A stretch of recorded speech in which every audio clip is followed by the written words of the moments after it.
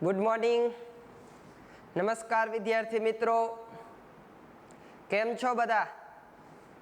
મજામાં? ઓકે. જો આપણે છેલ્લા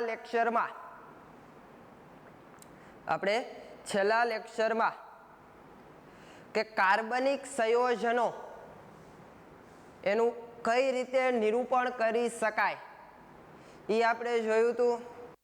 પછી બીજું આપણે શું જોયું હતું કે સામાન્ય રીતે પાઇબંધની લાક્ષણિકતા જોઈ હતી કે પાઇબંધની લાક્ષણિકતામાં પહેલું જ શું હતું, પહેલો જ મુદ્દો કયો હતો તો કે પાઇબંધ બનવા માટે જે જરૂરી કક્ષક હોય પી કક્ષક એનું યોગ્ય બાજુએથી સંમિશ્રણ થવું જોઈએ. પછી બીજો મુદ્દો તો કે CH2 દ્વિબંધ CH2 એટલે ઇથિન એક જ સમતલમાં હોવા જોઈએ. પછી ત્રીજો મુદ્દો શું હતું કે સામાન્ય રીતે કે જે પી કક્ષક એ સમતલને લંબરૂપે હોવી જોઈએ અને પી કક્ષક એકબીજાને સમાંતર હોવી જોઈએ. સમતલને લંબરૂપે હોવી જોઈએ અને એકબીજાને સમાંતર હોવી જોઈએ. પછીનો મુદ્દો જોયો તો કે સામાન્ય રીતે એક CH2 નું તમે પરિભ્રમણ કરો તેમાં શક્ય એટલો અવરોધ ઉત્પન્ન થતો હોય, જે શક્ય નથી એટલે અવરોધ ઉત્પન્ન થવો જોઈએ નહીં, કારણ કે ગોઠવણી અવકાશમાં બદલાઈ જાય એટલા માટે એક CH2 નું રોટેશન શક્ય નથી. અને છેલ્લું કે જે પાઈ ઇલેક્ટ્રોન ધરાવતું વાદળ સમતલ ઉપર અને સમતલની નીચે એમ બંને દિશામાં આચ્છાદિત થયેલું હોય, તેથી શું થાય, કોઈ જોડાવનાર પ્રક્રિયક અથવા હુમલો કરનાર પ્રક્રિયક હોય એને સહેલાઈથી ઇલેક્ટ્રોન પ્રાપ્ત થઈ શકે. એટલે કે દ્વિબંધ અને ત્રિપલ બંધ હોય એમાં બહુ કેન્દ્ર હોય, કારણ કે ઉપર અને નીચે બંને દિશામાં ઇલેક્ટ્રોન ધરાવતું વાદળ હોય એટલે હુમલો કરનાર પ્રક્રિયકને સહેલાઈથી ઇલેક્ટ્રોન મળી રહે. આપણે આવું જોયું. પછી કાર્બનિક સંયોજનને નિરૂપણ માટેની જુદી જુદી 4 રીત હતી કે કોઈ પણ કાર્બનિક સંયોજન હોય એને જુદી જુદી 4 રીતે દર્શાવી શકાય. એમાંની પહેલી રીત કઈ હતી કે લુઈસ બંધારણ અથવા બિંદુ નિરૂપણ કહેવાય કે કોઈ પણ બંધ હોય એને બંધના બદલે એમાં 2 ટપકા દર્શાવવામાં આવે, 2 બિંદુ દર્શાવવામાં આવે, કારણ કે કોઈ પણ બંધ હંમેશા 2 ઇલેક્ટ્રોનથી બને એટલે જેના વચ્ચે બંધ દર્શાવવાને એની જગ્યાએ 2 ઇલેક્ટ્રોન દર્શાવી. પછી બીજું નિરૂપણ કેવું હતું તો કે ડેશ એટલે કે નાની લીટી વડે દર્શાવવામાં આવે, કોઈ પણ બંધને નાની લીટી વડે દર્શાવવામાં આવે. ત્રીજું સ્વરૂપ હતું સંજ્ઞિત સ્વરૂપ. સંજ્ઞિત સ્વરૂપ એટલે શક્ય એટલું ટૂંકામાં ટૂંકું સ્વરૂપ એને દર્શાવવામાં આવે. આપણે ઇથેનોલના ઉદાહરણ સાથે ચારેય જોયા હતા. અને છેલ્લું હતું બંધ રેખા વડે નિરૂપણ કે બંધ રેખામાં સરળ પડે કે છેડે કાંઈ ન હોય તો CH3 સમજવું, જ્યાં 2 રેખા ભેગી થતી હોય કાર્બન સમજવું, બાકીના ક્રિયાશીલ સમૂહને દર્શાવવામાં આવે. આવું આપણે જોયું હતું. હવે એનાથી આગળ જોઈ, જો ટેક્સ્ટ બુકમાં જો એમાં તમે કોયડો 12.4 કોયડો 12.4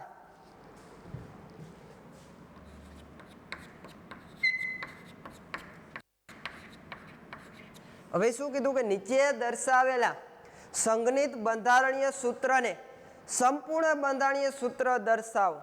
કે તમને એક બંધારણ 2 આપ્યા છે, એક આવું બંધારણ આપ્યું CH3 CH2 CO CH2 CH3 અને બીજું બંધારણ કયું આપ્યું, આવું આપ્યું C3 CH દ્વિબંધ CH CH2 thrice CH3.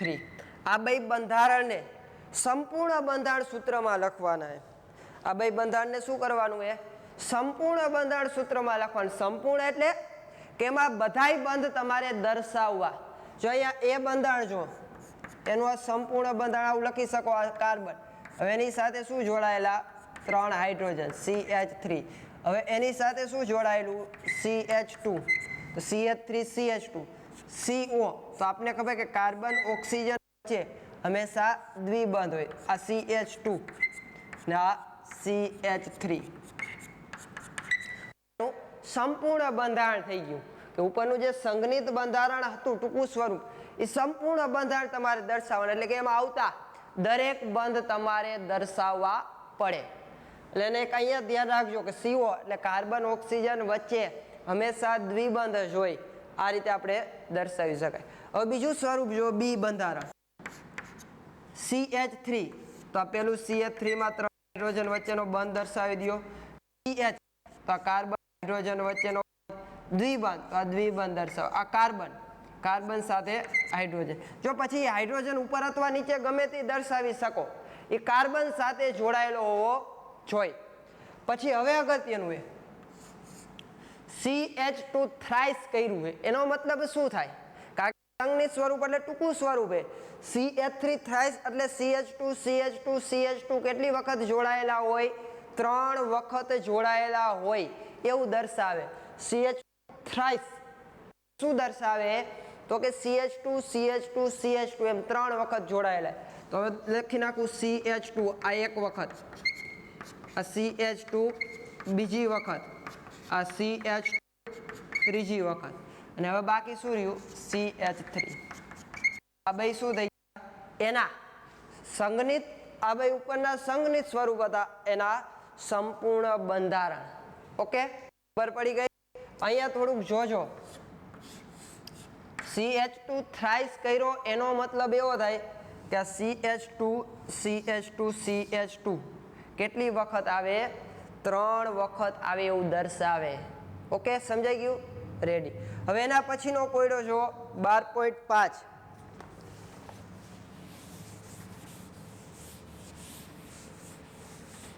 હવે એના પછીનો કોયડો આપેલો હોય 12.5. શું કહેવા માંગે કે નીચે દર્શાવેલા સંયોજનના સંઘનિત બંધારણીય સૂત્ર અને બંધ રેખા સૂત્ર લખો. નીચે દર્શાવેલા સંયોજનના સંઘનિત બંધારણીય સૂત્ર અને બંધ રેખા તમારે બે લખવાનું હોય. આ OH પછી CH2 કેટલી વખત? 3 વખત. CH2 પછી CH, હવે એને કૌંસમાં CH3 લખ્યું. વળી CH કૌંસમાં શું લખ્યું એ? CH3. આ એક બંધારણ આપ્યું. બીજું બંધારણ કયું આપ્યું? N ટ્રિપલ બંધ CH OH CN. હવે આ બેના બે બંધારણ લખવાના. પેલું કયું કીધું એ? સંઘનિત. એટલે ટૂંકું સ્વરૂપ લખવાનું. એટલે ટૂંકું સ્વરૂપમાં શું કરવાનું કે જે કાર્બન સાથે સમાન સમૂહ જોડાયેલા હોય અને અલગ અલગ લખેલા હોય તો તમારે શું કરી નાખવાનું? ભેગા કરીને એને આંકડો લખી નાખવાનો. જો આનું સંઘનિત સ્વરૂપ તમે લખવું હોય એ બંધારણનું તો શું થશે? OH તો એક જ છે એટલે OH લખી નાખવાનું. હવે CH2 જો કેટલા છે? 3 છે. તો હું આમ ટૂંકું લખી નાખું CH2. આ 1 2 ને 3 તો થ્રાઇસ કરી નાખવાનું. ઓકે, હવે બીજું કે આ CH કૌંસમાં CH3 કર્યો એનો મતલબ શું થાય? કે આ CH સાથે આ CH3 જોડાયેલો છે. આ CH સાથે CH3 જોડાયેલો એવું સમજવું. આ કાર્બન સાથે શું જોડાયેલો છે? CH3 જોડાયેલો દર્શાવે. એ જ રીતે આ કાર્બન સાથે શું જોડાયેલો છે? CH3 જોડાયેલો. CH3 અને આ CH3. એટલે ખાસ ધ્યાન રાખજો આ બે CH3 શું દર્શાવે કે આ CH3 આ કાર્બન સાથે જોડાયેલો હોય, આ CH3 આ કાર્બન સાથે જોડાયેલો, તો જ કાર્બનની 4 સંયોજકતા પૂરી થાય. આમાં દરેક કાર્બનની 4 સંયોજકતા પૂરી થાય. પછી જો ખાસ ધ્યાન રાખજો, બધા વિદ્યાર્થી એવું વિચારે CH3 ત્રણેય સરખા 3 વખત ન લખી શકો? ન લખી શકો. જો એક જ કાર્બન સાથે જોડાય ને તો લખી શકો. આ CH3 આ કાર્બન સાથે જોડાય, આ CH3 આ કાર્બન સાથે જોડાયેલ, એટલે લખી ન શકો. જો એક જ કાર્બન સાથે બે CH3 હોય તો CH3 ક્વાઇસ કરી શકો. એક જ કાર્બન સાથે બે જોડાયેલા હોય તો લખી શકો. પણ અહીંયા અલગ, એક આ કાર્બન સાથે જોડાયેલો ને એક આ કાર્બન સાથે, એટલે ક્વાઇસ ન કરી શકો. CH3 2 કરી શકો નહીં. એ ક્યારે કરી શકો? એક જ કાર્બન ઉપર હોય તો. હવે બીજું બંધારણ જો, એનું સંઘનિત સ્વરૂપ કેવું થશે? તો CN કેટલી વખત? 2 વખત. કોની સાથે જોડાયેલા છે? આ CH સાથે. જો હવે અહીંયા CN ક્વાઇસ હું કરી શકું, એનું કારણ શું છે કે આ CH સાથે જ 2 જોડાયેલા છે CN. તેને ટૂંકું CN લખી નાખ્યું. કારણ કે આપણે જ્યારે ક્રિયાશીલ સમૂહ શીખડાવતા હતા ત્યારે કીધું હતું કે CN લખવો ટૂંકમાં લખાય. હકીકતમાં શું સમજવું પડે, કાર્બન નાઇટ્રોજન વચ્ચે શું હોય, ટ્રિપલ બંધ જ હોય, આપણે દર્શાવતા નથી. અને એક શું જોડાયેલો હોય, OH જોડાયેલો. તો આનું સંજ્ઞિત સ્વરૂપ થઈ ગયું. જો અહીંયા CN ક્વાઇસ કેમ લખી શક્યા, ધ્યાન રાખજો, કારણ કે એક જ કાર્બન સાથે બે જોડાયેલા એટલા માટે. ઉપરનામાં ન લખી શકો કારણ કે અલગ અલગ કાર્બન સાથે જોડાયેલા એટલા માટે. એટલે આ સંજ્ઞિત સ્વરૂપ ટૂંકામાં ટૂંકું સ્વરૂપ બની ગયું. બીજું શું પૂછ્યું એ બંધરેખા સૂત્ર. જો અહીંયા લખવું બંધરેખા સૂત્ર, કે આપણે જે ઝિગઝેગ રેખા આડી અવળી આમ રેખા દર્શાવતા, તો એમાં જો આ રીતે જોતા જઈજો. પેલા કાર્બન ને દર્શાવી દેવાનું, આ CH2 છેડે શું આપ્યું OH, તો OH દર્શાવી દેવાનું. હવે એક CH2 થઈ ગયો, આ બીજો CH2, એટલે જે ટૂંકમાં જ્યાં બે રેખા ભેગી થતી હોય કાર્બન સમજો, એટલે તમારે રેખા કેટલી ભેગી થાય, અહીં એક CH2 આવી ગયો, આ CH2 આવી ગયો, આ CH2 આવી ગયો, 3 CH2 થઈ ગયા, 1 2 ને 3, આ CH વળી આ CH વળી આ CH3. જો પેલા તો કાર્બન તમારે ગણી લેવાના, આ CH3 છેડે કાંઈ ન હોય તો CH3, હાલો CH3 આવી ગયો, આ CH આવી ગયો, આ CH આવી ગયો, આ CH 1 2 ને 3 આવી ગયો. હવે બે બાકી રહ્યા કે એક આ કાર્બન સાથે શું જોડાયેલું CH3, તો આમ કરી નાખો, આ કાર્બન સાથે શું જોડાયેલું CH3, તો તમે આમ લખી શકો. ઓકે. અથવા જો અહીંયા એક ટૂંકું સ્વરૂપ, અહીંયા જો ભૂલાઈ ગયું કે આ CH બે CH3, તો તમે આમ ક્વાઇસ કરી નાખશો તો એ ચાલશે. આ કાર્બન સાથે શું જોડાયેલા બે CH3, આ એક આ CH3 ને કા બીજો, એટલે ક્વાઇસ કરી શકો. સમજાઈ ગયું. આ બંધ રેખા, આ CH2 CH2 CH2 CH, હોય તો CH3 CH CH3 CH3, આ CH સાથે બે CH3 થઈ ગયા. અને હવે બીજું સ્વરૂપ, આ કાર્બન, હાલો કાર્બન, હવે એની સાથે ત્રણ સમૂહ OH CN CN, અહીંયા આપણે દર્શાવવાનો નહીં, બંધ રેખાનું કીધું. એટલે આ રીતે તમે ટૂંકું સ્વરૂપ દર્શાવી શકો. ઓકે, સમજાઈ ગયું? રેડી. હવે જો એના આગળનો કોયડો કે નીચે દર્શાવેલા બંધારણ સૂત્રને કાર્બન અને હાઇડ્રોજન સહિત પરમાણુને દર્શાવી વિસ્તારિત સ્વરૂપે લખો. જો આવા પૂછાવાની શક્યતા ઓછી હોય, કારણ કે આ સહેલું એટલા માટે કે નીચે દર્શાવેલા બંધરેખા સૂત્રને કાર્બન અને હાઇડ્રોજન સહિત બધા જ પરમાણુઓને દર્શાવી વિસ્તારિત દર્શાવવાનું કીધું. હવે આવું બંધારણ તમને આપ્યું. હવે આને કાર્બન હાઇડ્રોજન સહિત બધા જ બંધારણ દર્શાવવાના. તો અહીંયા જો પેલા તો જ્યાં બંધ રેખા ભેગી થતી હોય અહીંયા પેલા શું દર્શાવી દઈએ આપણે, કાર્બન દર્શાવી દઈએ. તો આને હું લખી શકું, આ 6 6 કાર્બન દર્શાવી દઉં, 3 4 5 અને 6 કાર્બન દર્શાવી દીધા. ઓકે, પેલા તમારે 6 કાર્બન દર્શાવી દઉં. હજી અહીંયા શું જોડાયેલું હોય, અહીંયા ભેગું થતું હોય ત્યાં શું હોય, કાર્બન હોય. હવે અહીંયા છેડે કાંઈ ન હોય તો શું હોય, CH 3 હાઇડ્રોજન આમ દર્શાવી દે, CH તો આ CH. હવે સંયોજકતા અનુસાર હાઇડ્રોજન જોડી દો. અહીંયા કેટલા હાઇડ્રોજન, 3 સંયોજકતા પૂરી થાય 1. અહીંયા કેટલા હાઇડ્રોજન, 3 સંયોજકતા પૂરી થાય તો 1 હાઇડ્રોજન. અહીંયા 2 સંયોજકતા પૂરી થાય તો 2 હાઇડ્રોજન. અહીંયા 2, એટલે દરેક કાર્બન સાથે 2 હાઇડ્રોજન હોય તો આમ તમારે દર્શાવવાનું. ઓકે, આ રીતે તમે દર્શાવી શકો. એટલે ટૂંકમાં બંધ વડે દર્શાવવાના, હાઇડ્રોજન તમારે બંધ દર્શાવવાનું. એટલે આ સહેલું છે. જો એવું બીજું બંધારણ તમે લખી શકો, એટલે બીજું લખતો નથી. બી બંધારણ તમને આવડી જ જશે. CH3 છેડે કાંઈ ન હોય, CH2 CH2 રીતે દર્શાવી દેવાનું. સી બંધારણ જો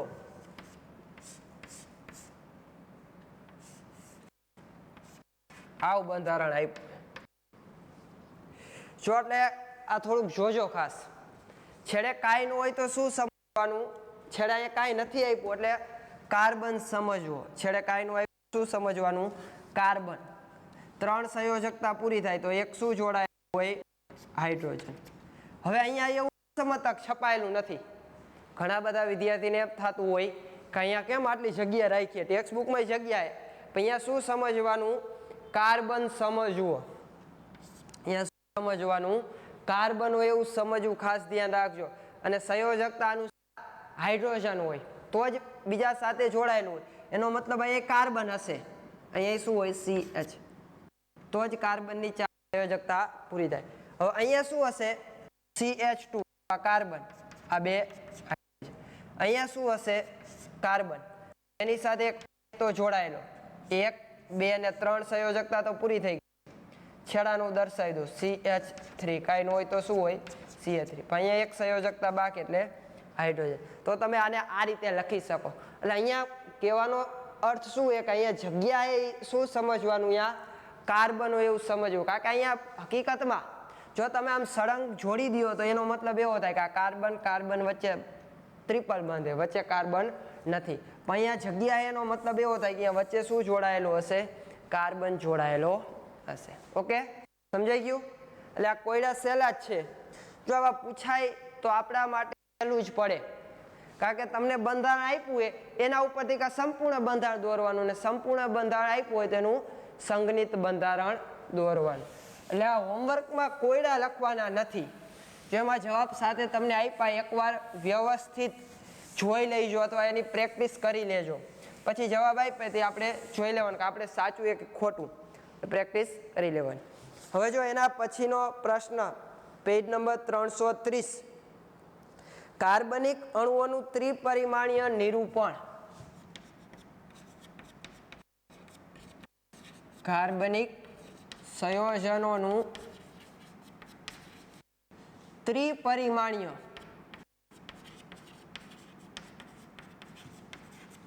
નિરૂપણ.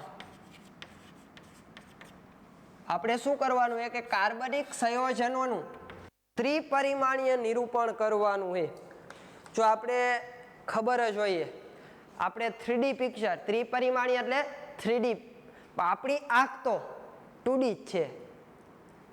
3D પિક્ચર જોવા જવું હોય તો એમને દેખાય, આપણે ન દેખાય, કારણ કે 3D ચશ્મા પહેરવા પડે ત્યારે દેખાય. બાકી 3D પિક્ચર હાલતું હોય ને આપણે ચશ્મા ન પહેરી તો બધું આછું આછું જ લાગે, 3D દેખાય નહીં. તો હવે 3D કઈ રીતે દર્શાવી શકું, એનું બંધારણ કેવી રીતે બોર્ડમાં દર્શાવું?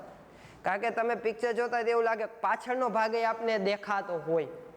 તમે 3D પિક્ચર જોતા હોય તો પાછળનો ભાગ દેખાતો હોય, પાછળ જંગલ દેખાતું હોય, પાછળ માણસો દેખાતા હોય, કારણ કે આપણે 3D ચશ્મા પહેરેલા એટલા માટે. તો હવે શું કરવું કે આપણે તો બોર્ડમાં તો અથવા પેપરમાં તો ન દર્શાવી શકીએ. ઉદાહરણ તરીકે મારે મિથેનને 3D અથવા ત્રિપરિમાણીય બંધારણ દર્શાવવું, CH4, આ મિથેનને એટલે કે કાર્બન સાથે 4 હાઇડ્રોજન જોડાયેલા. હકીકતમાં તો આપણે બોર્ડમાં આમ 4 હાઇડ્રોજન દર્શાવ્યા, પણ અવકાશમાં આની ગોઠવણી આવી રીતે ન હોય. જો એની ગોઠવણી અવકાશમાં આ રીતે ગોઠવણી હોય, અવકાશમાં ગોઠવણી કેવી હોય, આ રીતે એની ગોઠવણી થયેલી હોય, ત્રિપરિમાણીય ગોઠવણી હોય. હવે જો ત્રિપરિમાણીય ગોઠવણી, હવે આને શું કરશું તમે? હવે તમારે બોર્ડમાં આને દોરવું હોય તો કેવી રીતે દોરી શકો? હાલો 3 હાઇડ્રોજનને તો હું દોરી શકું, પણ ચોથા હાઇડ્રોજનને શું કરું? તમે જુઓ તો તમને શું દેખાશે? 3 જ હાઇડ્રોજન દેખાય. તમે કોઈ પણ ત્રિપરિમાણીય બંધારણને જુઓ તો તમને કેટલા હાઇડ્રોજન દેખાશે? 3 હાઇડ્રોજન દેખાય. ચોથા હાઇડ્રોજનને શું કરવું? કઈ બોર્ડની પાછળ તો દર્શાવે નહીં, વળી શું કરવું પડે? ચોથા હાઇડ્રોજન હે કે નહીં જોવા માટે આમ બહાર પાછળથી જોવું પડે કે હાઇડ્રોજન, એવું તો શક્ય હોય નહીં. પેપરમાં દર્શાવવા શું કરવું પડે? હાલો 3 હાઇડ્રોજન પેપરમાં દર્શાવી દે, ચોથું કાણું કરીને બીજા પેજમાં હાઇડ્રોજનને દર્શાવો, એવું નથી. તો આને દર્શાવવા માટે એક રીત છે કે જો તમે ત્રિપરિમાણીય જુઓ, ખાલી આ સમજજો થોડું, તો તમારે 2 હાઇડ્રોજન એક સમતલમાં હોય. જો તમે આ ત્રિપરિમાણીય રચના જુઓ, આ ત્રિપરિમાણીય રચના અત્યારે તમને આખું દેખાશે, કારણ કે 3D રચના એ આ જે બંધારણી 3D રચના એટલે તમને દેખાય. પણ તમે આને બોર્ડમાં અથવા દ્વિપરિમાણમાં ગોઠવી દો, હાલો મેં દ્વિપરિમાણીય ગોઠવી દીધું, તો બધા હાઇડ્રોજન દેખાશે નહીં. તમને ટોટલ 3 હાઇડ્રોજન દેખાય, એમાંના 2 હાઇડ્રોજન તમે જુઓ આ એક જ સમતલમાં દેખાશે. 2 હાઇડ્રોજન હથેળીમાં જો એક જ સમતલમાં છે, ત્રીજો હાઇડ્રોજન જો તમારી તરફ છે, એટલે કે તમે જે નિરીક્ષણ કરો એ તરફનો હાઇડ્રોજન આ, અને હજી એક હાઇડ્રોજન ક્યાં હશે? પાછળના ભાગમાં, એટલે એને શું કહેવાય? જોનારથી દૂરનો હાઇડ્રોજન. એટલે ટોટલ 4 હાઇડ્રોજન આ રીતે હોય. 2 હાઇડ્રોજન એક જ સમતલમાં, જો એ સમતલના હાઇડ્રોજન તો તમને દેખાય. એક હાઇડ્રોજન જો આમ નીચે અથવા આમ તમારી સામે હોય, આ રીતે આમ તમારી સામે ગોઠવાયેલો હોય. જો આમ રચના હકીકતમાં આમ આડું રાખું તો તમને દેખાય, તો પછી બોર્ડમાં નહીં દેખાય. એટલા માટે આમ દર્શાવો 2 હાઇડ્રોજન સમતલમાં. આ હાઇડ્રોજન તમારી તરફ, જોનાર તરફ, અને પાછળનો હાઇડ્રોજન એને શું કહેવાય? જોનારથી દૂર. તો બોર્ડમાં કેવી રીતે દર્શાવી શકું? હાલો આપણે ત્રિપરિમાણીય રચના જોઈ, તો બોર્ડ દર્શાવવા માટે 2 શબ્દનો ઉપયોગ થાય. એક ઘન ફાચર અને ડેશ ફાચર. ઘન ફાચર અને ડેશ ફાચર, આ 2 શબ્દનો ઉપયોગ થશે. હવે જો ઘન ફાચર કોના માટે વપરાય? જોનાર તરફ. કે સામાન્ય રીતે જે આપણે અત્યારે ત્રિપરિમાણીય રચના જોઈ હતી, 2 હાઇડ્રોજન સમતલમાં હતા. હાલો એને તો બોર્ડમાં દર્શાવી શકું. આ રીતે જો ત્રિપરિમાણીય રચના દર્શાવું, 2 હાઇડ્રોજન મેં દર્શાવી દીધા. આ 2 હાઇડ્રોજન ક્યાં છે? કે જે આપણે જોયા હતા એ સમતલમાં. હવે 2 હાઇડ્રોજન બાકી રહ્યા. 2 હાઇડ્રોજન ક્યાં હતા? એક તમારી તરફ, એટલે કે જોનાર તરફનો હાઇડ્રોજન, અને એક જોનારથી દૂર હતો. તો હવે બંને અલગ પાડવા માટે અલગ અલગ નિશાની વડે દર્શાવવામાં આવે. એક ઘન ફાચર. ઘન ફાચર એટલે શું થાય? કે એક હાઇડ્રોજન જે જોનાર તરફનો, અને એને કેના વડે દર્શાવવામાં આવે? આ રીતે આમ ઘાટી લીટી વડે દર્શાવી દેવાનું. આ શું કરવાનું? નિશાની છે. આવી રીતે ઘાટી લીટી વડે દર્શાવી દેવાનું. હું આવું દર્શાવી દઉં. જો પછી ઉપર અથવા નીચે ગમે તેમ દર્શાવો તો ચાલે. આમ દર્શાવી દીધો આ હાઇડ્રોજન. હવે આ શું દર્શાવી? થોડુંક ધ્યાન રાખજો, કાંઈ નવો બંધ નથી. બંધ તો સિંગમાં બંધ જ છે, સિંગલ બંધથી જોડાયેલ. પણ રીત એવી છે. એટલે આવી રીતે આમ ઘાટી લીટીથી દર્શાવ્યું હોય, એ શું દર્શાવે? જોનાર તરફનો હાઇડ્રોજન. શું દર્શાવે? જોનાર તરફનો હાઇડ્રોજન. આ 2 હાઇડ્રોજન કેવા હશે? સમતલમાં. હાઇડ્રોજન કેવો હોય? સમતલમાં. હવે એક હાઇડ્રોજન હજી બાકી રહ્યો. કયો હાઇડ્રોજન બાકી રહ્યો હશે? જોનારથી દૂર, એટલે જે આપણે પાછળની દિશામાં હતો, સમતલની પાછળ જે આપણે દેખાતો નહોતો. હાઇડ્રોજન તો હોય, 3D ચશ્મા પહેરેલા હોય તો દેખાવાનો જ છે. આપણે પેપરમાં કે બોર્ડમાં કાંઈ 3D ચશ્મા તો આપવાનું નથી. તો એને કેવી રીતે દર્શાવવામાં આવે? તો કે ડેશ ફાચર શબ્દ વપરાય. ડેશ ફાચર કેના માટે વપરાય? જોનારથી દૂર. એટલે જે આપણે સામેથી જોતા હોય, એક હાઇડ્રોજન આપણે સામે દેખાઈએ, 2 સમતલમાં એ દેખાય, પણ પાછળનો હાઇડ્રોજન દેખાતો નથી. હોય ખરો પણ દેખાતો નથી. તો એને દર્શાવવા માટે ડેશ ફાચર વપરાય. એને દર્શાવવા માટે વપરાય ડેશ ફાચર. એટલે આમ ટપકા લીધા હોય. આ ડેશ ફાચરની નિશાની. તો જે ચોથો હાઇડ્રોજન હોય તો નામ દર્શાવી શકું આ રીતે દર્શાવત. આ હાઇડ્રોજન શું છે? જોનારથી દૂર. એટલે ટૂંકમાં આ મિથેન હતો, એને આ ત્રિપરિમાણીય રચનામાં દર્શાવી શકો. આ તમારી ત્રિપરિમાણીય રચના થઈ ગઈ. હવે આનું તમે વર્ણન કરી શકો. હવે તમને એમ કોઈ કહે કે આ 2 હાઇડ્રોજન કેવા છે? તો કે એક જ સમતલ, કારણ કે એક જ સમતલમાં હોય તો એને આમ આડી લીટી વડે, નાની લીટી વડે દર્શાવવામાં આવે. જ્યારે એક જ સમતલમાં હોય તો એના હાઇડ્રોજનને દર્શાવવામાં. પછી તમને તરત જ ખબર પડી આવી રીતે આમ ડેશથી આપ્યો હાઇડ્રોજન, તો એ શું સમજવાનું? જોનારથી દૂરનો હાઇડ્રોજન એ આવી રીતે ઘાટી લીટીથી દર્શાવ્યું હોય તો જોનાર તરફનો હાઇડ્રોજન એ. એટલે આવું તમને ત્રિપરિમાણીય રચનાને તમે બોર્ડમાં દ્વિપરિમાણીય અથવા પેપરમાં દ્વિપરિમાણીયમાં દર્શાવી શકો. કારણ કે 2 હાઇડ્રોજન તો સમતલમાં હોવાના. 2 હાઇડ્રોજનને કઈ રીતે અલગ કરી શકાય? આવી રીતે એકને ઘાટી લીટીથી, જેને ડેશ ઘન ફાચર કહેવાય, અને ડોટ વડે ટપકા ટપકા આવી રીતે, તો એને ડેશ ફાચર કહેવામાં આવે. તો આ ત્રિપરિમાણીય નિરૂપણ. ઓકે, સમજી પ્રશ્ન તમને આપ્યો. બાજુમાં જો આણ્વીય મોડેલ, એ કાંઈ આપણે યાદ રાખવાનું નથી. આણ્વીય મોડેલ એ તો તમને ઘરે પ્રવૃત્તિ કરવાની કીધી, એ ઘરે વાંચી લેવાની. પ્રવૃત્તિ તમારે કોઈ પણ બંધારણ દર્શાવી આવી રીતે દર્શાવી શકો. મારી પાસે શું હતું, આવા મોડેલ હતું, એટલે બાકી તમે ઘરે સડીને એ નથી કરી શકો. એ તો તમારે પ્રવૃત્તિ, એ આપણે કાંઈ યાદ રાખવાનું નથી.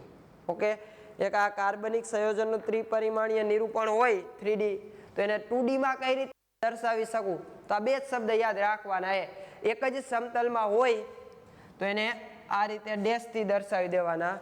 જો જોનાર દૂર હોય તો એને ડેશ દર્શાવી દેવાનું, ને જોનાર તરફ હોય તો એને ઘાટી લીટીથી, ઘન ફાચર શબ્દ એના માટે વપરાય. એટલે આ શબ્દ એ ઘન ફાચર ને આ ડેશ ફાચર જે દર્શાવવાની રીત. ઓકે, હવે જો એના પછી કાર્બનિક સંયોજનોનું વર્ગીકરણ. હવે કાર્બનિક સંયોજનોનું વર્ગીકરણ તમે જુઓ, તેમાં બંધારણ આપ્યા. પછી તમે પાછળ પેજ ફેરવશો એટલે IUPAC નામ આવશે, એ તો આપણે હાલી ગયું. એના પછી જો પેજ નંબર 339માં એ બંધારણ આપ્યા. તો અત્યારે હું એવું કરું કે ખાસ 11માં અને 12માં એવા ચક્રીય બંધારણ આવતા હોય, બેન્ઝીન જેવા જ બંધારણ આવતા હોય, એ હું અત્યારે તમને બોર્ડમાં દર્શાવી દઉં. જો 23 કે 24 બંધારણ એ બંધારણ તમારે 11 અને 12માં ખૂબ જ ઉપયોગી આવશે, ખાસ ખૂબ જ ઉપયોગી છે. એટલે ગમે તેમ કરીને લખી અને તમારે પાકા કરી નાખવાના. એટલે યાદ જ રાખી લેવા. જો અમુક એમાંથી 24 બંધારણે, 24-25 બંધારણે, એમાંથી 15 બંધારણ તો સહેલા છે, તમે જોવાથી આવડી જાય. 5-6 બંધારણ એવા હશે કે તમારે થોડુંક ધ્યાન રાખવું પડે, કારણ કે બધા એક જેવા લાગશે. એટલે ખાસ ગમે તેમ કરી 5 વાર લખવા પડે 5 વાર લખજો, 10 વાર લખવા પડે 10 વાર લખજો. આ બંધારણ ગમે તેમ કરીને યાદ રાખી લેવાના છે અને યાદ રહી જશે, સહેલા જ છે. પછી તમારે અત્યારે નવું લાગશે કે આ બેન્ઝીન દોરો ને તો આમ બધા આમ ત્રાસા થઈ જાય. અમુકને તો આમ કેમ જાણી નરમુઆ જેવા થઈ જાય એવા બેન્ઝીન થાય, અમુકને હષ્ટપુષ્ટ બેન્ઝીન થશે, કારણ કે યોગ્ય નહીં થાય. મારે આવું થાય, હજી મારે એવું થાય છે બોર્ડમાં કે બેન્ઝીન દર્શાવું તો વ્યવસ્થિત ન થતું હોય, એવું તમારે થશે જ. શરૂઆતમાં તમે દોરો ને તો 2 લીટા આમ સીધા થાય, 2 લીટા ત્રાસા થાય, એક આમ કાંઈક તો એમ થાય કે આ કોઈક આમ માર્યું હોય કેમ બેન્ઝીન આમ ભેગું થઈ ગયું એવું લાગે, અમુક હષ્ટપુષ્ટ બેન્ઝીન લાગે. એટલે આવું થશે, એ થાવશે. વ્યવસ્થિત તમે નિરાતે દોરો તો સારું થાય, પણ આપણે એવું કંઈ જરૂર નથી કે બેન્ઝીન એટલે આમ વ્યવસ્થિત જ થવું જોઈએ.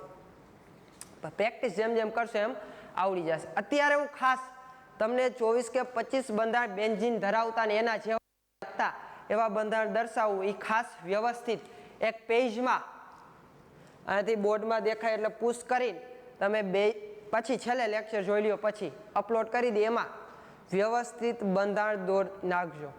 ઓકે, આ એક પેજમાં અલગ તમારે બંધારણ દોરી જ નાખવાના, જે તમે નોટ બનાવો એમાં ઉપયોગી તમારે દોરી જ નાખવાના. જો હું જોતા જઈજો, પહેલું બંધારણ એ કે આ રીતે આમ બેન્ઝીન એકાંતરે દ્વિબંધ હોય તો આ કેના નામથી ઓળખાય? એ બેન્ઝીન તરીકે ઓળખાય. પછી બીજું બંધારણ કે બેન્ઝીન ઉપર આ CH3 સમૂહ જોડાયેલો હોય, બેન્ઝીન ઉપર CH3 હોય તો આને શું કહેવાય? તો જો આનું નામ તમને થોડું થોડું તો આવડી જશે. બેન્ઝીન ઉપર CH3 સમૂહને શું કહેવાય? મિથાઇલ. તો મિથાઇલ બેન્ઝીન, આનું નામ શું થશે? Methyl benzene. અથવા ટૂંકમાં એ કયા નામથી ઓળખાય? ટોલ્યુઇન તરીકે ઓળખાય. કેના તરીકે ઓળખાય? ટોલ્યુઇન. પછી ત્રીજું બંધારણ કે બેન્ઝીન ઉપર C2H5 અથવા C2H5 ને આવી રીતે CH2CH3 લખી શકું. જો ભાઈ એક જ છે કે કોઈ C2H5 લખે અથવા CH2CH3 લખે તો ભાઈ સરખું થાય ઘણી વખત, અથવા આવું લખે ભાઈ એક જ થશે, ધ્યાન રાખજો. આ C2H5 લખી શકું, જો 2 કાર્બન 5 હાઇડ્રોજન એટલે C2H5 ટૂંકું સ્વરૂપ થયું, એટલે આ જ સમજવું. CH2CH3, આ CH2CH3 ને શું કહેવાય? CH2CH3 ઇથાઇલ, પાછળ બેન્ઝીન, ઇથાઇલ બેન્ઝીન. પછી ચોથું બેન્ઝીન ઉપર Cl હોય, બેન્ઝીન ઉપર કાર્બન નથી, Cl ધ્યાન રાખજો. બેન્ઝીન ઉપર Cl હોય તો આનું નામ શું થાય? ક્લોરો. Cl ને ક્લોરો કહેવાય, તો ક્લોરો બેન્ઝીન. આનું નામ શું થશે? ક્લોરોબેન્ઝીન. પછી પાંચમું બંધારણ આવું એ કે બેન્ઝીન ઉપર શું હોય? BR હોય.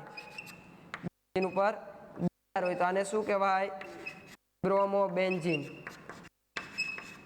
આને શું કહેવામાં આવે? બ્રોમોબેન્ઝીન. ઓકે. હવે એ જ રીતે છઠ્ઠું બંધારણ જોઈએ. બેન્ઝીન ઉપર NH2 હોય.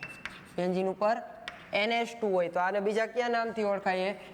એમિનો બેન્ઝીન પણ કહેવાય. શું કહેવાય? NH2 માટે આપણને ખબર છે પૂર્વક કયો ઓળખાય? એમિનો. આપણે કોષ્ટકમાં આવી ગયું હતું એમિનો. તો આ એમિનો બેન્ઝીન અથવા કેના તરીકે ઓળખાય? આ ખાસ યાદ રાખજો અમુક કાઉન્સમાં એનિલિનથી ઓળખાય. કયા નામથી ઓળખાય? એનિલિનથી ઓળખાય. પછી સાતમું બંધારણ કે બેન્ઝીન COOH હોય. બેન્ઝીન ઉપર COOH સમૂહ હોય તો એ કેના તરીકે ઓળખાય? બેન્ઝોઇક એસિડ તરીકે ઓળખાય. કેના તરીકે ઓળખાય? Benzoic acid. પછી બેન્ઝીન ઉપર CHO સમૂહ હોય તેના તરીકે ઓળખાય? બેન્ઝાલ્ડિહાઇડ તરીકે ઓળખાય. કેના તરીકે ઓળખાય? બેન્ઝાલ્ડિહાઇડ. પછી એ જ રીતે બેન્ઝીન ઉપર બેન્ઝીન ઉપર OH હોય તો એ કેના તરીકે ઓળખાય? ફિનોલ તરીકે ઓળખાય. કેના તરીકે ઓળખાય? ફિનોલ. પછી એ જ રીતે બેન્ઝીન ઉપર SO3H હોય. બેન્ઝીન ઉપર SO3H હોય તો આ કેના તરીકે ઓળખાય? Benzene sulphonic acid. કેના તરીકે ઓળખાય? Benzene sulphonic acid. એટલે આ બધાય નામ તમારે ફરજિયાત યાદ જ રાખવાના હો. આ બધાય નામ તમારે ફરજિયાત યાદ રાખવાના. તો ગમે તેમ કરીને લખીને વાંચીને ગોખીને ગમે તેમ કરી યાદ રાખી લેવાના હે કે તમને તરત જ આઈડિયા આવે છે કે બેન્ઝીન ઉપર OH હોય તેનું નામ શું થાય? ફિનોલ. અથવા તમને એમ કે ફિનોલનું બંધારણ દોરો તો તરત જ આઈડિયા આવી જાય કે બેન્ઝીન ઉપર OH હોય. આવી રીતે ઓળખાઈ જવા જોઈએ. લખજો એટલે આવડી જશે. જેમ પ્રેક્ટિસ કરશો એટલે બધું આવડી જશે. પછી 11મું બંધારણ જો કે બેન્ઝીન ઉપર COCH3 સમૂહ. બેન્ઝીન ઉપર COCH3 સમૂહ હોય તો આ કેના તરીકે ઓળખાય? તો કે એસિટોફિનોન કહેવાય. શું કહેવાય? એસિટોફિનોન. પછી 12મું બંધારણ જો બેન્ઝીન ઉપર OCH3 હોય તો જો OCH3 એટલે ઇથર ક્રિયાશીલ સમૂહ થઈ ગયો તો આટલા ભાગનું નામ થાય OCH3 નું શું થાય? કારણ કે માટે વપરાય આલ્કોક્સી તો મિથોક્સી બેન્ઝીન અથવા યાદ રાખજો મિથોક્સી બેન્ઝીન ને બીજું એનિસોલ તરીકે ઓળખાય. કેની તરીકે ઓળખાય? એનિસોલ. પછી એ જ રીતે એના જેવું જ છે OCH2CH3 તો આને શું કહેવાય? Ethoxy benzene. ઇથોક્સી C2H5 અથવા CH2 તો ઇથોક્સી બેન્ઝીન અથવા ફેનિટોલ કહેવાય. શું કહેવામાં આવે? ફેનિટોલ. ઓલાને એનિસોલ કહેવાય અને ફેનિટોલ કહેવામાં આવે. પછી એ જ રીતે 14મું બંધારણ કે બેન્ઝીન ઉપર શું હોય? NO2 તો આને શું કહેવામાં આવે? નાઇટ્રોબેન્ઝીન કહેવામાં આવે. રેડી? આ 14 બંધારણ એવા છે બધાયમાં ટૂંકમાં બેન્ઝીન આવેલા છે. 14 બંધારણ કહેવાય કે ટૂંકમાં બધાયમાં જો બેન્ઝીન આવેલા. બેન્ઝીન લિંક તો બધાયમાં છે. ઉપર અલગ અલગ સમૂહ જોડાયેલા તો એનું નામ અલગ અલગ થશે. આ 14 બંધારણ એવા કે જે બેન્ઝીન રિંગ આવેલી હોય. હવે બાકી બંધારણ એવા કે એમાં બેન્ઝીન નું આવતું હોય એના જેવું આવતું હોય અથવા થોડો ફેરફાર હોય તો ખાસ નામ રાખવાના.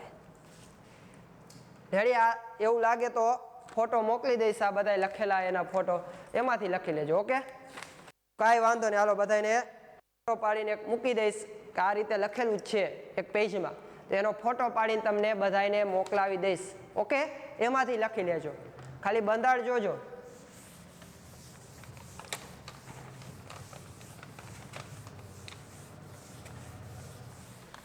આ 14 બંધારણ એવા છે કે જેમાં ટૂંકમાં બેન્ઝીન રિંગ આવેલી એના ઉપર અલગ અલગ સમૂહ જોડાયેલા છે.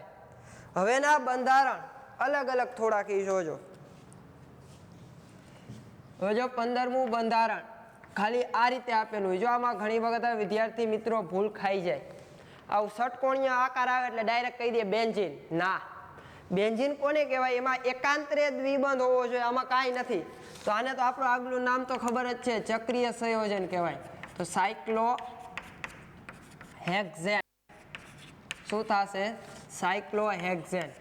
પછી જો કોઈ આવું બંધારણ એક જ દ્વિબંધ હોય તો આને શું કહેવાય? એક જ દ્વિબંધ હોય તો આલ્કીન કહેવાય. તો સાયક્લોહેક્ઝીન. શું નામ થશે? સાયક્લોહેક્ઝીન. ઓલો આલ્કેન હતો એટલે હેક્ઝેન, અહીંયા દ્વિબંધ હતો સાયક્લોહેક્ઝીન. પછી જો આવું બંધારણ હોય, આવું ખૂણા ખૂણા હોય, જો અહીંયા એક ખૂણો 2 3 4 વચ્ચે ઓક્સિજન હોય, કાંઈ દ્વિબંધ ન હોય તો આનું નામ શું થશે? ટેટ્રા હાઇડ્રોફ્યુરાન. શું થશે? ટેટ્રા હાઇડ્રોફ્યુરાન. જો આ બધા એવા તમે પેજ ફેરવશો, ચેપ્ટરમાં જોશો તો એક એક જગ્યાએ આવતા જ હશે. એટલે પહેલા હું બધા બંધારણ લખાવી દઉં, પાછળ તમને બધી થિયરી સહેલી પડે. એમાં ઉદાહરણ જે આવે તો આમાંથી તમે લખી નાખો, આપને નામ આવડતું સહેલું પડે. એટલે હું એવા બંધારણ લખાવું કે બધા ટેક્સ્ટ બુકમાં આવી જ જતા હોય એવા પહેલા બંધારણ લખી નાખો. એટલે તમારે 1-2 દિવસમાં રવિવાર રજા આવે એટલે બધાય યાદ રહી જાય. પછી પાછળની થિયરી તમારે સહેલી પડે. જો થિયરીમાં તમે જુઓ તો આવા નવા ઉદાહરણ દેખાતા હશે. 18. હવે આના જેવું જ બંધારણે ફેર શું છે? દ્વિબંધ એ બે. તો આને ખાલી શું કહેવાય? ફ્યુરાન કહેવાય. આને ખાલી શું કહેવામાં આવે? ફ્યુરાન કહેવામાં આવે. પછી એ જ રીતે 19મું બંધારણ જો એના જેવું જ છે પણ વચ્ચે સલ્ફર છે. જો આમાં ધ્યાન રાખતા જજો, નકર બધાને ભૂલ થાય. અહીંયા ઓક્સિજન વચ્ચે છે, બધી જોડીને પછી ઓક્સિજન નહીં જોડવાના, ભાઈ વચ્ચે જ ઓક્સિજન. અહીંયા કાર્બનનું, અહીંયા ઓક્સિજન, અહીંયા વચ્ચે સલ્ફર છે. તો આને શું કહેવાય? થાયોફીન. શું કહેવામાં આવે? થાયોફીન. શું કહેવામાં આવે? થાયોફીન.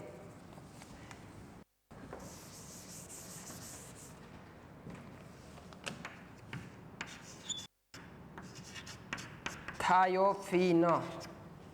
હવે એ જ રીતે 20મું બંધારણ જો આમ બેન્ઝીન જેવો જ હોય ટૂંકમાં, પણ એક કાર્બનના બદલા વચ્ચે નાઇટ્રોજન હોય. જો આ બેન્ઝીન જેવું જ લાગે પણ વચ્ચે અહીંયા નાઇટ્રોજન, કાર્બનના બદલે શું જોડાયેલો છે? નાઇટ્રોજન. તો આ કેના નામથી ઓળખાય? ફિરિડીન તરીકે ઓળખાય. કેના તરીકે ઓળખાય? ફિરિડીન કહેવામાં આવે. પછી હવે જો બે બેન્ઝીન રિંગ એકબીજા સાથે આમ જોડાયેલી હોય, આ એક બેન્ઝીન રિંગ અને આ બીજી બેન્ઝીન. જો અહીંયા દ્વિબંધ ન મૂકતા, કારણ કે કાર્બનની સંયોજકતા 4 જ હોય. ધ્યાન રાખજો, જો આમ દરેક કાર્બન સંયોજકતા 4 જળવાયેલી રહેશે જ. તો આને શું કહેવામાં આવે? નેપ્થેલિન.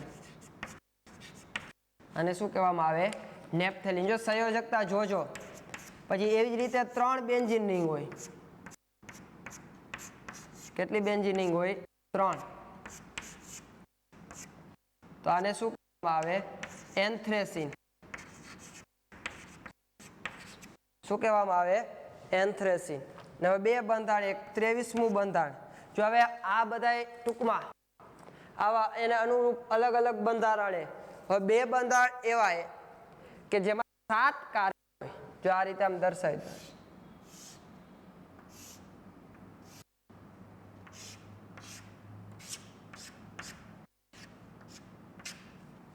આ રીતે 7 કાર્બન છે. જો અહીંયા 1 2 3 4 5 6 ને 7 કાર્બન અને ઓક્સિજન દ્વિબંધથી જોડાયેલું. તો આનું નામ શું થશે? ટ્રોપોન કહેવાય. શું કહેવામાં આવે? ટ્રોપોન. જો ટેક્સ્ટ બુકમાં ભૂલ છે, સુધારી હોય તો વાંધો નહીં. આને ટ્રોપોન કહેવાય. અને ટ્રોપોલોન આના જેવું જ છે. એટલે દોરવામાં થોડુંક ધ્યાન રાખજો, આ કેવી રીતે દોરવું. પહેલા આમ લીટું દર્શાવે, થોડાક આમ પાસા લીટા દર્શાવે, પછી આમ ઊભા દર્શાવે, આમ દર્શાવે. અને બાજુમાં OH હોય. 7 ખૂણા થવા જોઈએ, 2 3 4 5 6 ને 7. આને શું કહેવામાં આવે? ટ્રોપોલોન. જો એટલે ટેક્સ્ટ બુકમાં અમુકને જૂની ટેક્સ્ટ બુક હશે આને ટ્રોપોલોન કીધું હશે, પછી સુધારી નાખજો. જેને ટ્રોપોલોન આપ્યું હોય અહીંયા OH જોડ દઈજો અને નવું બાજુમાં ટ્રોપોનનું બંધારણ દોરી નાખજો. એટલે આખું બંધારણમાં નામની કાંઈ ફેરવવાનું ન રહી. આ બંધારણ ટેક્સ્ટ બુકમાં દોરી નાખજો. ટ્રોપોન આપ્યું એ શું કીધું? આ બંધારણને ટ્રોપોલોન એને ટેક્સ્ટ બુકમાં કીધું. OH હોય તો ટ્રોપોલોન કહેવાય. એટલે તમારે શું કરવાનું છે? અહીંયા એક OH જોડ ટ્રોપોલોનનું બંધારણ થઈ જશે તમારે. અને આવું બાજુ બંધારણ દોરી નાખજો, ટ્રોપોન નામ આપી દઈશું. એટલે આ તમારે કુલ 24 બંધારણ થયા. આ 24 બંધારણ તમારે ગમે તેમ કરી અને યાદ રાખવાના, એ પાકા કરવાના, લખવાના. એટલે તમને હોમવર્કમાં આજે પ્રશ્ન જે આવેલા કે નથી આવતો. આજ જેટલા 24 બંધારણે 24 બંધારણ, જો ધ્યાન રાખજો, 24 બંધારણ એ તમારે હોમવર્કમાં 3 વખત લખવાના. જો એવું ન વિદ્યાર્થી ધ્યાન ન રાખે 3 વાર હોમવર્ક આપ્યું સાહેબે, 24 બંધારણ દોરો એટલે 10 જ મિનિટ થાય. ટોટલ તમારે 30 મિનિટ જ થશે લગભગ. અમુકને 30 મિનિટ નહીં થાય. જેમ બેન્ઝીનમાં ફાવટ આવી જાય ને આમ દોરતા, જો ધ્યાન રાખજો, આવી રીતે આમ દોરી નાખવાનું, એમ લાગવું જોઈએ બેન્ઝીન જેવું. જો ઘણા બધા વિદ્યાર્થીને આ દોરવામાં થોડુંક તકલીફ પડશે, દોરવામાં વાંધો નહીં, શરૂઆત એટલે લાગશે એવું.